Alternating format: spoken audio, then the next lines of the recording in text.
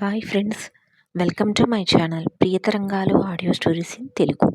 ఈ ఛానల్ మీకు నచ్చితే లైక్ చేసి, షేర్ చేసి, సబ్స్క్రైబ్ చేయండి. హైప్ చేసి కామెంట్ కూడా ఇవ్వండి ఫ్రెండ్స్. వంశీమోహనం పార్ట్ 21. ఉదయం ఫ్రెష్ అయ్యి పూజ ముగించి కిచెన్లోకి వచ్చిన వేదవతి, ఏంటి పిల్లలు ఇంకా బయటికి రాలేదు, రాత్రికి అన్నయ్య డిన్నర్ చేశాడా లేదా అనుకుంటూ ఆలోచిస్తూ ఉంటుంది పని స్టార్ట్ చేసి. మత్తుగా కళ్ళు తెరిచిన ప్రియ, అబ్బా అప్పుడే తెల్లవారిందా అనుకుంటుంది. అనుకోకుండా పక్కకు చూసిన తనకి వంశీ ఇంకా నిద్రపోతూ కనిపిస్తాడు. ఇదేంటి రోజు ఈ టైంకి వెళ్ళిపోతాడు కదా బయటికి, ఈరోజు ఇంకా లెగవలేదు, బాగోలేదా ఏంటి అంటూ దగ్గరకు వచ్చి తన నుదుటి మీద చేయి వేసి చూస్తుంది. ఫీవర్ ఏమీ లేకపోవడంతో ఊపిరి పీల్చుకుంటుంది. సరే తానే లేకొస్తాడులే అనుకుంటూ లేచి డ్రెస్ తీసుకొని ఫ్రెష్ అవ్వడానికి వెళ్ళిపోతుంది. కొద్దిసేపటి తర్వాత బయటికి వచ్చి రెడీ అవుతూ ఉంటుంది. అప్పుడే మెలకువ వచ్చిన వంశీ ఎదురుగా రెడీ అవుతున్న ప్రియను చూడగానే రాత్రి ప్రియ మాటలు, ప్రియ ప్రపోజ్ చేయడం గుర్తుకు వచ్చి చిన్నగా నవ్వుకుంటాడు. హ్యాపీగా బెడ్ దిగి ఫ్రెష్ అవ్వడానికి వెళ్ళిపోతాడు. తనను దాటుకుని వెళ్ళిన వంశీని చూసి సార్ గారు లేచారుగా అనుకుంటూ రెడీ అవ్వడం పూర్తి అవ్వగానే బెడ్ సర్దడం మొదలు పెడుతుంది. తర్వాత రూమ్ సర్దుతూ ఉంటుంది. ఈ లోపల వంశీ కూడా ఫ్రెష్ అయ్యి వస్తాడు. మొదట వంశీ బయటికి వెళ్ళిపోతాడు. తన వెనకే ప్రియ కూడా బయటికి వస్తుంది. కిచెన్లోకి వచ్చి గుడ్ మార్నింగ్ రాణి అంటూ బుగ్గ మీద ముద్దు పెడుతుంది ప్రియ. మార్నింగ్ బంగారం, ఇంతకీ నా కన్నయ్య రాత్రి డిన్నర్ తిన్నాడా లేదా, నువ్వు వాడి చేత తిట్లు తిన్నావా అంటూ అడుగుతుంది వేదవతి. అప్పుడే కిచెన్లోకి వస్తున్న భాస్కర్ వీళ్ళ మాటలు వింటూ బయటే నిలబడతాడు. ఇక్కడ ఉంది కృష్ణప్రియ గ్రాని, మొత్తం డిన్నర్ అంతా తినిపించాను అంటుంది గర్వంగా కళ్ళెగరేసి. వేదవతి ఆశ్చర్యపోతుంది. ఎలానే అంటూ. ప్రియ నవ్వుతూ వంశీ వద్దనడం, కట్టేయడం, భాస్కర్కి చెప్తానని ఏం చెప్పి బెదిరించిందో, చివరికి ఎలా దారికి వచ్చి తిన్నాడో అంతా చెప్తుంది. అంతా విన్న వేదవతి గట్టిగా నవ్వుతుంది. ఏంటే ముందుకి ముద్దు కావాలని అన్నాడు అని మీ తాతయ్యకి చెప్తానని బెదిరించావా, సిగ్గు లేదా నీకు అంటూ చెవి మెలిపెడుతుంది వేదవతి. అబ్బా ఏం కాదులే, లేకపోతే మీ కన్నయ్య తినట్లేదు, అందుకే అలా చెప్పాను, తిన్నాడు కదా అందుకు సంతోషించు, నా చెవి వదులు, నొప్పి పుడుతుంది అంటుంది కారంగా. ఇంత అల్లరిదానివేంటి నువ్వు అంటూ చెవి వదులుతుంది. ప్రియ అందంగా నవ్వేస్తుంది. అప్పటిదాకా అంతా విన్న భాస్కర్ మనవరాలి అల్లరికి నవ్వుకుంటూ వెళ్ళిపోతాడు. అతనికి చాలా హ్యాపీగా అనిపిస్తుంది. చాలా ఏళ్ల తర్వాత మరలా తన ఇంట్లో స్వచ్ఛమైన నవ్వులు వినిపిస్తున్నాయి అని.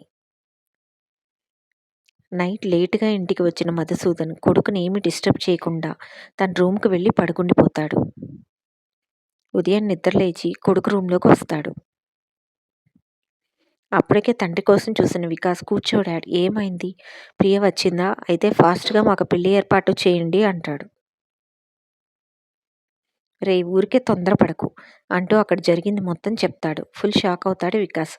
అదేంటి అంత డబ్బులో పెరిగింది కదా, నువ్వంత చెప్పినా రాను అన్నదా, ప్రియలో ఈ ఊహించిన మార్పు ఏంటి డాడ్ అంటాడు ఆశ్చర్యంగా వికాస్. అదే నాకు తెలియడం లేదు, ఏది ఏమైనా ప్రియను వదిలేది లేదురా, నువ్వు తొందరగా కోలుకో, నేను చూసుకుంటానంతా అని చెప్పి వెళ్ళిపోతాడు మధుసూదన్. వికాస్ ఆలోచనలో పడతాడు. దీనికి కారణం ఎవరా అని. నిన్ను మాత్రం వదలను ప్రియా, నిన్ను, నీ అందాన్ని, నీ ఆస్తిని నా సొంతం చేసుకునే తీరుతాను, నువ్వు నా ఇంట్లో పని మనిషిలా పడి ఉండవలసిందే అనుకుంటూ కన్నింగా నవ్వుకుంటాడు వికాస్. అందరూ బ్రేక్ఫాస్ట్ దగ్గర కూర్చుంటారు. ప్రియ వంశీ వైపు చూస్తూ వడ్డిస్తూ ఉంటుంది. నేను రాత్రి ప్రపోజ్ చేశాను, అసలు సౌండ్ కూడా లేదు ఈ మనిషి నుండి అని మనసులో అనుకుంటూ ఉంటుంది. వంశీ తింటూ ప్రియా అని పిలుస్తాడు. అంటుంది ప్రియ. ఏం చెప్తాడా అని ఆనందంగా.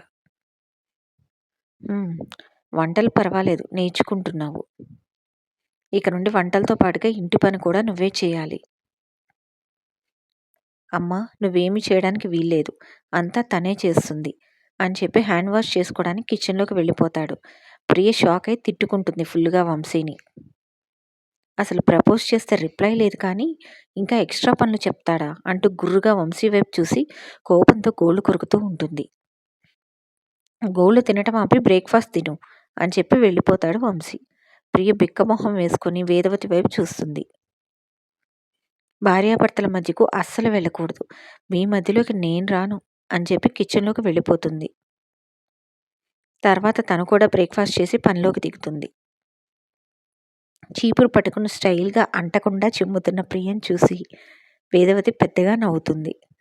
ప్రియ పొంగుమూతి పెట్టుకొని వెళ్ళి భాస్కర్ రూమ్‌లో తన దగ్గర కూర్చుంటుంది. వేదవతి నవ్వుతూ వస్తుంది లోపలికి. భాస్కర్ వేదవతి నవ్వుని, ప్రియ అలకని చూసి ఏమన్నారే నా తల్లిని అంటూ చిరుకోపంగా చూస్తాడు వేదవతి వైపు. మేమేమీ అనలేదు. మీ కొడుకే ఇంటి పని అంతా చేయమని అప్పచెప్పి వెళ్ళాడు. అది నేల కందిపోతుందన్నట్లుగా చిమ్మితే నవ్వాను. అంతే అలిగి వచ్చి మీ దగ్గర కూర్చుంది అంటూ చెప్తుంది. భాస్కర్ ప్రియ వైపు చూస్తాడు. అలానే చూస్తూ ఉంటుంది అలకగా. ప్రియ ప్రతిభావం తనకు తన గారాల కూతుర్ని గుర్తుకు తెస్తుంటే ఎంతో మురిపంగా చూస్తాడు మనవరాలి వైపు భాస్కర్. వెంటనే వేదవతి వైపు తిరిగి నా ప్రియ అలిగిందంటే నేను ఊరుకోను. దానికి తెలియకపోతే నువ్వు నేర్పించాలి. అంతేకాని ఇలా నవ్వకూడదు అని చురుగ్గా చూడగానే వేదవతి చిన్నగా నవ్వి సరే అంటుంది. భాస్కర్ అలా అంటంతో ప్రియ మొహం వెలిగిపోతుంది. థ్యాంక్స్ గ్రాండ్‌పా అంటూ ఆనందంగా భాస్కర్ బుగ్గ మీద ముద్దు పెట్టి హాల్లోకి వెళ్ళిపోతుంది వేదవతిని తీసుకొని. భాస్కర్ నవ్వుకుంటూ ప్రియ వైపు చూస్తాడు. వేదవతి దగ్గరుండి ప్రియకి అంతా నేర్పించడంతో ఆ వర్క్ కష్టాలు పడి కంప్లీట్ చేస్తుంది ప్రియ. ఇల్లంతా చిమ్మి తుడిచేసరికి చెమట్లు పట్టేస్తాయి ప్రియకి. నడుం పట్టేసి హాల్లోనే సోఫాలో పడుకొని నిద్రపోతుంది. వర్క్ అయిపోయింది కదా ఏం చేస్తుందో చూద్దామని హాల్లోకి వచ్చిన వేదవతికి ప్రియ నిద్రపోతూ కనిపిస్తుంది. తను చూడగానే జాలిగా ఇంకా బాధగా అనిపిస్తుంది తనకి. 7 మల్లెలు ఎత్తుగా పెంచుకున్నాడు తన తండ్రి. ఇక్కడికి వచ్చి ఇన్ని కష్టాలు పడుతుంది అనుకొని బాధపడుతుంది. తన దగ్గరికి వెళ్ళి ఫ్యాన్ స్పీడ్ పెంచి తన కాళ్ళు నొక్కుతుంది ప్రేమగా. ప్రియవదనం కొంచెం ప్రశాంతంగా మారుతుంది. ఒళ్ళు తెలియకుండా నిద్రపోతుంది. మధ్యాహ్నం భోజనానికి కూడా లేవకపోతే వేదవతి బ్రతిమలాడి లేపితే భాస్కర్ ముద్దలు తినిపించేస్తాడు. భాస్కర్ భుజం మీద వాలి ఎలాగో అలా తిన్నాను అనిపించి మరలా తన భుజం మీదనే నిద్రపోతుంది. తనను చూసి ప్రియని ఎంత అపురూపంగా పెంచారో అర్థమవుతుంది. తనను సరిగా పడుకోబెడతాడు. నీ కొడుకు నా ప్రియని బాగా కష్టపెట్టాడు ఈరోజు అంటూ తిట్టుకుంటూ ప్రియ తలనిమురుతాడు. ఆఫీస్ అయిపోయి ఇంటికి వెళ్ళిన నవ్య చిరాగ్గా ఆలోచిస్తూ ఉంటుంది. కళ్ళు మూసినా తెరిచినా వంశీ అందమైన మొహం, చురుకైన కళ్ళు ఇవి మాత్రమే కనిపిస్తుంటే అసహనంగా ఫీల్ అవుతుంది. నిన్ను నా సొంతం చేసుకుందాము అనుకున్నాను. మధ్యలో ఎవరినో పెళ్లి చేసుకున్నావు. వదలను. నువ్వు నాకు మాత్రమే సొంతం కావాలి. దాన్ని చంపైనా నిన్ను నావాణ్ణి చేసుకుంటాను అంటూ కసిగా అటు ఇటు తిరుగుతూ చిరాగ్గా బ్యాగును విసిరి కొడుతుంది. సాయంత్రం ఇంటికి వచ్చిన వంశీకి ప్రియ సోఫాలో పడుకొని నిద్రపోతూ కనిపిస్తుంది. ఆశ్చర్యపోతాడు. ఇదేంటి ఇక్కడ పడుకుంది అనుకుంటూ. ఇంతలో అక్కడికి వేదవతి వస్తుంది. ప్రియ ఏంటమ్మా ఇక్కడ నిద్రపోతుంది అంటూ అడుగుతాడు. నువ్వు దానికి ఇల్లు క్లీనింగ్ అప్పగించావు. అది అంతా చేసేసరికి పాపం బాగా అలసిపోయింది. ఒళ్ళు తెలియకుండా నిద్రపోతుందిరా. దాన్ని బాగా అపురూపంగా పెంచార్రా అంటుంది బాధగా చూస్తూ. వంశీ మౌనంగా ఒకసారి చూసి వెళ్ళిపోతాడు. కొద్దిసేపటికి ఫ్రెష్ అయి వస్తాడు. బయటికి వచ్చి ప్రియని లేపుతాడు. ఏయ్ లే అంటూ. వంశీ గొంతు వినగానే ప్రియ ఉలిక్కిపడి నిద్రలేస్తుంది. పాపం అనిపిస్తుంది వంశీకి తనని చూసి. ఈ టైంలో పడుకోకూడదు వెళ్ళి ఫ్రెష్ అవ్వు అంటాడు. అప్పుడే వచ్చావా వంట చేయాలి అంటూ కంగారుగా లేస్తుంది. నువ్వేమీ చేయక్కర్లేదు ఈ పూట అమ్మ చేస్తుందిలే.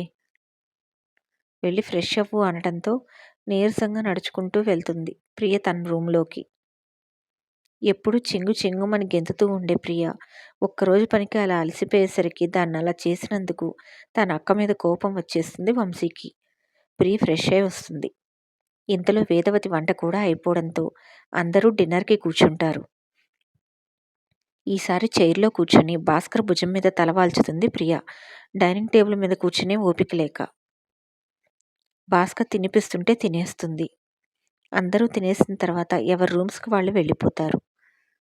వంశీ వర్క్ చేసుకుంటూ ఉంటే ప్రియకి పనలవాటు లేకపోవడం వల్ల నడుం నొప్పికి నడుమును పట్టుకొని నొక్కుకుంటూ ఉంటుంది. వంశీ తన బాధ చూడలేక ఒకసారి బాధగా కళ్ళు మూసుకొని వేరే వైపుకి తిరిగి కూర్చొని వర్క్ చేసుకుంటూ ఉంటాడు. ప్రియ ఇక తన వల్ల కాక కొంచెం నడుముకి క్రీమ్ రాయొచ్చు కదా, బాగా నొప్పిగా ఉంది అంటూ అడుగుతుంది. ఈ స్టోరీ మీకు నచ్చితే సబ్స్క్రైబ్ చేయండి ఫ్రెండ్స్.